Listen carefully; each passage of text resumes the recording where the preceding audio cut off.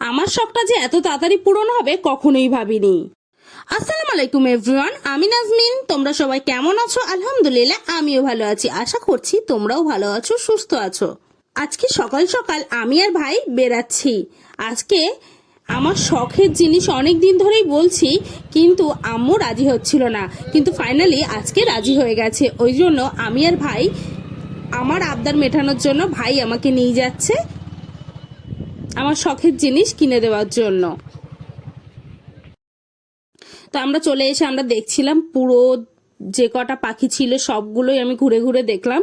তো এখানে দাঁড়ালাম, তো এখানকার মালিক ছিল না, যে আসলে কোয়েল পাখির মালিক সে ছিল না, একটা বাচ্চা ছেলে দাঁড়িয়ে ছিল। তো আমি বললাম ডেকে নিয়ে আসার জন্য। ও আসলে ঠিকভাবে আমি জিজ্ঞাসা করছিলাম সেগুলো বলতে পারছে না বলে ডেকে নিয়ে আসতে গেছে। আর ততক্ষণে পাশের দোকানে দেখছিলাম, দেখো টিয়া পাখি, এগুলো দেখে আমার এত পছন্দ হয়েছিল, এত সুন্দর কালার। এগুলোর ঠিক আমি নামও জানি না, আমার কাছে খুব ভালো লেগেছে। তারপর বাড়িতে কিনে নিয়ে চলে এসেছি। সেজুবাবুও কিনেছে, আমরাও কিনেছি, আমাদের কাছে পাঠিয়ে দিয়েছিল। তো আমি ভাইয়ের কাছে দিয়েছি। ভাই বলছে দাঁড়া আমাদেরটা রেখে নেই। দেখো, তো তখন আমরা আসলে প্ল্যান করে যাইনি যে কোথায় রাখবো কি করব, আগে গিয়ে নিয়ে চলে এসেছি। আমি যে রাজি হয়েছে যে কালে কিনে আনি, তারপর রাখার জায়গা ঠিকই হয়ে যাবে।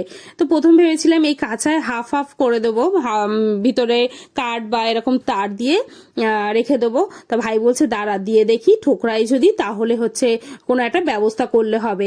তা প্রথমে দিয়ে দিয়েছে। দেখো, আমি তো কিনতে পেরে যে কি আনন্দ হচ্ছিল কি বলবো, আমার কাছে এত ভালো লাগছিল। অনেকদিন ধরে আম্মুকে বলছিলাম, আম্মু তো রাজি হচ্ছিল না, কিন্তু রাজি হয়েছে যেহেতু আমার খুবই আনন্দ হচ্ছিল যে আমি কিনে বাড়িতে নিয়ে চলে এসেছি। তারপর আমাদের খাঁচায় রাখার পরে দেখছিলাম যে ওরা ঠোকরালে তাহলে আগেই বললাম যে ব্যবস্থা করব। তো তারপর ভাবলাম মামুনিদের কোয়েল পাখিটা মামুনিদের দিয়ে দেই। তো বোনের হাতে দিয়ে দিলাম। মামুনিদের আগেও কোয়েল পাখি ছিল, তারপর আবারও কিনেছে। তো মামনির কাছে দিয়েছি, মামনি তো ব্যাগ খুলে দেখছিল। এবার মামনি হচ্ছে এক এক করে, আমি বললাম ছেড়ে দাও, তো এক এক করে ছেড়ে দিয়েছে। দেখো এত ভালো লাগছিল। আর প্রথমে তো মামনিদের 3টে ছিল, তো কয়েকটা বাবু কিনে দিয়েছে। তো খাঁচাটা এত ভালো লাগছিল দেখতে, খাঁচাটা যেন একদম ভরে গেছে, এত ভালো লাগছিল, আমার কাছে খুব ভালো লাগছিল। দেখো, তারপর এটা কিছু একটা কিনে এনেছিলাম, সেটাই আম্মুকে দিচ্ছিলাম। দেওয়ার পরে আমি আবার আমাদের খাঁচায় এসছি দেখার জন্য যে পাখি ঠোকরাচ্ছে না। তো তারপর দেখলাম পাখিকে পিলে ঠোকরাচ্ছে বলে, মুরগির পিলে, ওই জন্য ভাই আলাদা করে রেখে দিয়েছে। তারপর বিকালবেলা ছাদে চলে এসছি।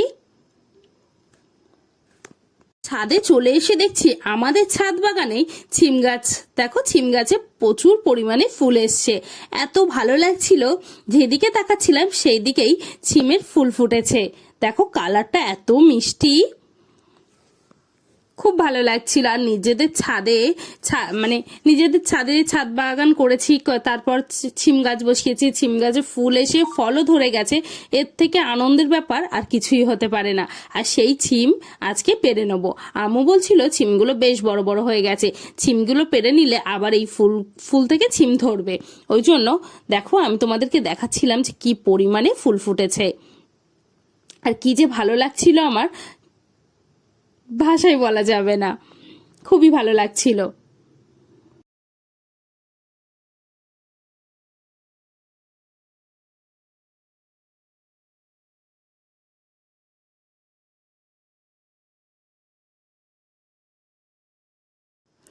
তো ছিম গাছে দেখো ভালোই বড় বড় ছিম হয়েছে, আর একসঙ্গে বেশ অনেকটাই ছিম হয়েছে। আর তার উপর কিছুদিন আগেও আমি ছিম পেরেছিলাম, আবারও ছিম এসছে। তো আমি যতবারই দেখছিলাম ততবারই ভালো লাগছিল। আমি আম্মুকে বললাম তোমার গাছের ছিম তুমি আগে পারো। দেখো আম্মু পেরেও নিচ্ছিল। তো এইভাবেই কয়েকটা আম্মু তুলে নিল ছিম, নিয়ে আমার হাতে দিল। আমি বললাম আমাকে দাও। তো আম্মু দিচ্ছিল আর আমি এখানে রেখে দিচ্ছিলাম। আসলে ছিম পারবো এটা ভেবে আসিনি, এসে দেখছি ছিমগুলো বড় হয়ে গেছে, ওই জন্য চুপড়ি নিয়ে আসা হয়নি ছাদে, তাই আমি ওখানে রেখে দিলাম। তা আম্মু দিচ্ছিল আর আমি রেখে রেখে রাখছিলাম। কি যে ভালো লাগছিল কি বলবো। আম্মুকে দেখে আমি নিজেও পারা শুরু করে দিলাম। আমি বললাম আম্মু তুমি ওইদিকে পারো আর আমি এই দিক থেকে পেরে নেই, তাহলে তাড়াতাড়ি পারা হয়ে যাবে ছিম। তারপর আর ওই দিক দিয়ে তো আম্মু পারছিল, তারপর আমি বললাম এই সাইডে যেগুলো আছে আমিও পেরে নেই।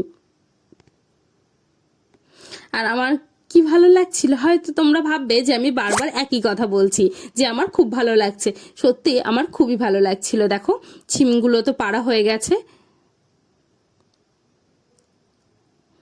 তো আগের দিনও তুলেছিলাম, বেশ কিছুটা হয়েছিল, আর আজকেও ভালোই হলো। তো নিয়ে আসতে একটা পড়ে গেছে, আমি আম্মুকে বললাম যে এটা তুলে দাও, একটা দুটো করে কেমন পড়ে যাচ্ছিল, তো আম্মু বলছে আমি বললাম কিছুটা নেই, আমি বলছি না থাক আমি তুলে নেই। দেখো ছিমগুলো এত সুন্দর হয়েছে আর সবগুলোই ফ্রেশ, একটুও পোকা লাগেনি, খুবই ভালো লাগছিল আমার কাছে ছিমগুলো পেরে।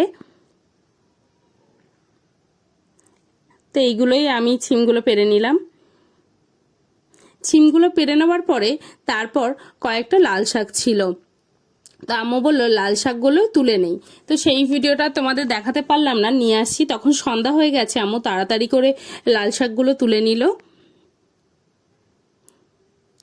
দেখো লাল শাকগুলো তুলে নিয়েছি, তো আমিও তুলেছি আর আম্মুও কিছুটা তুলে নিয়েছে। তুলে নিয়ে আমি বললাম আম্মু চলো নিচে চলো, আর তুলতে হবে না, আবার পরে আর একদিন হয়ে যাবে, ওইগুলো ছোট ছিল ওইগুলো আর তুলিনি, ওইগুলো পরের দিন তুলবো, পরে একদিন বড় হয়ে গেলে তুলে নেব। তারপর আমি আর আম্মু নিচে চলে আসলাম। আমি তো লাল শাক নিয়ে নিচে আসছিলাম, আর আদিল বলছে আমাকে কেন ডাকেননি, আমিও একটু ভিডিও করব, তাই আমি ওকে বললাম তাহলে তুইও একটু ভিডিও করে নে, তাই ওর জন্য ও কথা বলছিল, তোমাদের সাথে গল্প করছিল। দেখো কি বললো। আমার হাতে লাল শাক ধরিয়ে দিল।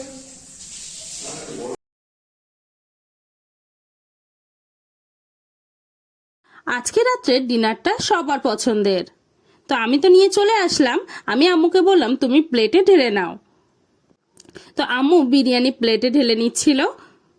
তো প্রথমেই ভাইয়েরটা ঢেলে নিল,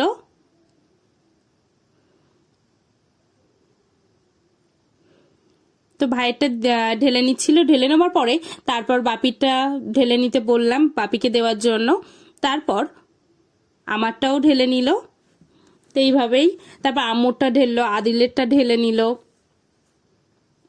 তো আজ বাপি আম্মু আমি ভাই আদিল সবাই মিলে একসঙ্গে রাত্রেবেলা জমিয়ে খাওয়া দাওয়া করলাম বিরিয়ানি, সবার পছন্দের বিরিয়ানি রাত্রেবেলা খাওয়া দাওয়া করলাম। আমার ভিডিও যদি ভালো লাগে অবশ্যই সাবস্ক্রাইব করবে, লাইক করবে, কমেন্ট করবে, শেয়ার করবে, কমেন্টে অবশ্যই জানাবে কে কোথা থেকে আমার ভিডিওটা দেখছো, তাহলে আমি জানতে পারবো আমার ভিডিওটা কত দূর পৌঁছালো। নেক্সট ভিডিওয়ে দেখা হবে।